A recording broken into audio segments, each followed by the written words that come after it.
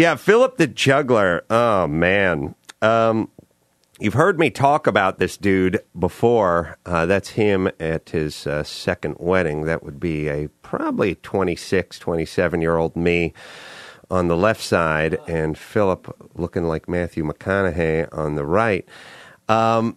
Philip is... Rob Schneider. Or Rob Schneider. Philip is and was a dear, dear friend of mine, and Philip was one of these in-between dudes, because I knew that there were guys from the old neighborhood I knew growing up in North Hollywood, the Rays and the Chris's and the Donnies and all the guys I grew up with. And then there's the newer show-busy friends, sort of, well, I was about to say Jimmy, but I wasn't really in show business when I met Jimmy. But they're the guys I know that are in showbiz, and then there's the old school, whatever. Philip the Juggler, he's the guy whose wedding I went to, and his best man shook everyone down for the money he paid for the bachelor party, and it's a long story. But Philip was this really sweet guy and a really sweet soul, and he lived out here, and he went off and opened for Andy Williams. He was a juggler. It was like almost vaudevillian. He would get up on stage on a unicycle, and he did comedy, but he did the comedy juggling, and he'd get this, he'd get the machetes, and it's crazy to see the guy up on a unicycle up on stage juggling machetes. And he was not really a comedian. He was just a guy who people liked, and he made them smile, and he made a nice living. But he wasn't a celebrity. He was a performer, the juggler. Yes. And he went off to Branson, Missouri to open for Andy Williams at the Andy Williams Theater. And he made good money, and he had a great life. And he's how I knew, they're talking about cruising the other day. He'd go out on these cruises for 8 days and have to work like 2 days. And I was always like, oh, man, because I wasn't in show business when I met Philip. But Philip was always great to me.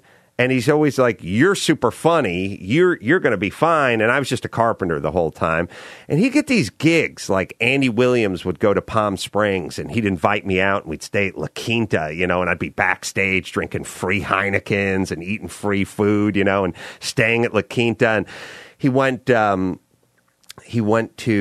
one time he was booked at the Caesars in Caesars Tahoe. And I flew out there. And then we drove back through Yosemite and just listened to the Doors the entire time. The stretch of highway, by the way, if anyone hasn't done it, the stretch of highway from Tahoe through Yosemite is unfucking believable. And when you're hearing "This Is the End" playing in Philip's Toyota, it is mind-numbing. Anyway, Philip, I hadn't seen in a while. He came out and stayed. Him and his wife came out and stayed with me. Been almost 8 or 10 years now, and I had lost contact with him, and I thought he was just in Branson doing his thing. And I got an email from somebody who knew them and knew me and said his wife was trying to contact me but didn't have a new contact for me and blah, blah, blah. And so I called her the day before yesterday. Her name is Susan, and that was his sort of, I don't say new bride, but they married 15 years ago. And she said, well, Philip's ill, and Philip has this sort of dementia, and Philip has maybe Alzheimer's or dementia or something. No, Philip is right at 10 years older than I am. But Philip was always in great shape, always just had these great genes, was just one of these guys who looked good in his underpants, because I bunked with him enough to see him in his underpants. And, he's one of these guys that was just, he was just good looking. Like he was symmetrical, well built. The guy rode a unicycle and juggled machetes, for Christ's sake. And so I was like, I'd heard through a couple of emails that he was having a hard time and, was having difficulty with dementia and what have you. He didn't do any drugs. He wasn't a drinker. He was a social drinker, but he didn't do no head trauma or anything like that. And so I called his wife, Susan, and I said, so what, what's going on with Philip? And she said, well, he's at a home now. He's living in this assisted care situation. And I said, well, boo. So I started thinking, well, I don't think he's going to remember me, but maybe I should go visit him. He's in Kansas City, and bring some pictures and sit down with him. And she's like, he can't talk. He cannot speak. He can't take care of himself. He can't clean himself. He can't go to the bathroom. Did he have a stroke, or does he have just this crazy, severe dementia that just set in, and it's like, is it organic though? Yeah, and it's like, what's the prognosis? And it's like, there's nothing. He's supposed to have died 6 months ago, and he's still alive. Sorry. Is she about his age? I mean, is she... I'm trying to keep it together. She's younger. And I'm sorry. I knew I'd do this. He was just such a guy that was such a life force, and I hadn't seen him, When was the last time you talked to him? He was over at my house. We were eating sushi. He was going on cruise ships and, performing and doing everything. And turn to something else. Yes, thanks. Oh, Let it God. turn. And now it's like, okay? He doesn't talk. He doesn't walk. He doesn't do anything. He's a vegetable, basically. Mm-hmm. And I said, well, what's the deal? And well, he's supposed to be dead, but now they think maybe he's going to go on, but there's no long-term anything. He's just he wouldn't be able to communicate, and his wife has such a great spirit. I'm like, wow, because she had to take care of him, and she's like, I'm just thankful for the years that we had. She's not bitter. She's not upset. She's not cursing, God or anyone else. She's just like, I'm so thankful that he came into my life. And I just thought, God, what a woman.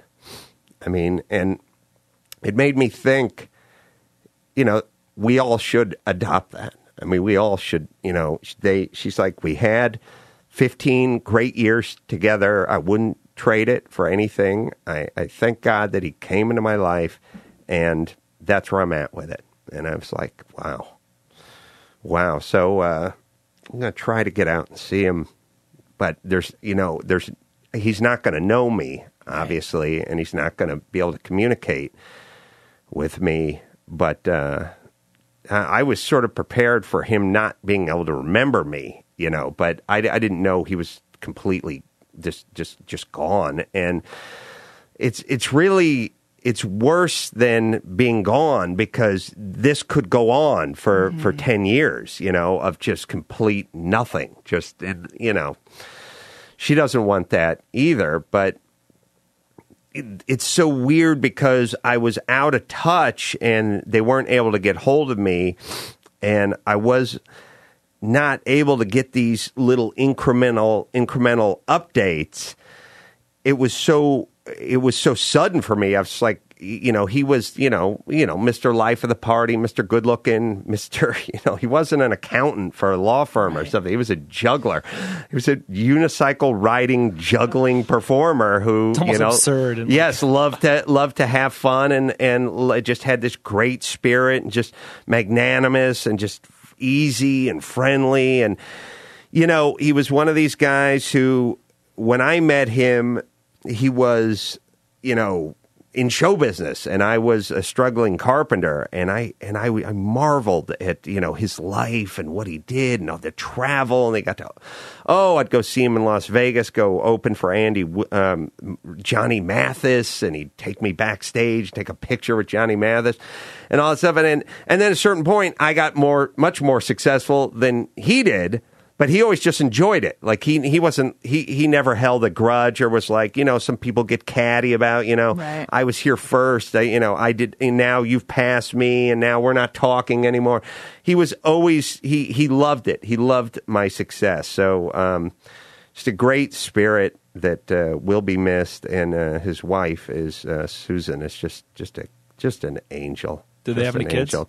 No, and that's the. I guess that's the good news about this whole thing. And the moral of the story is, you don't have to be a chain smoker, and you don't have to get into a motorcycle accident, and you don't have to play a lot of high school football or anything. It's just shit happens. And it's not always based on anything. Sometimes it's based on something. We love to do, did he sleep with the TV on? Right. What did he... I got a ton of that when I was diagnosed. Yeah, sure. Did you live under this? Did you drink this? Because everyone would have one. Yeah. Right. Nope, it's just, once in a while when they do that 1 out of 1,000 people... You got to be that one, or you got to know that one, or you have to be close to that one. I'm starting to regard it sort of like jury duty, and eventually it just is your turn to deal with this kind of stuff. Yeah, so that was just, it's just really bothering me. So I'd say we wish him well, but there's no coming back. There's nothing to do at this point. I'm gonna check with his wife and see, if she needs anything, and we'll see, and we'll keep you guys posted. But that's the. Let us know we can help. I mean, is she please. Do you know anything about her living situation? She's a professional, and she lives in Kansas City, and she's doing.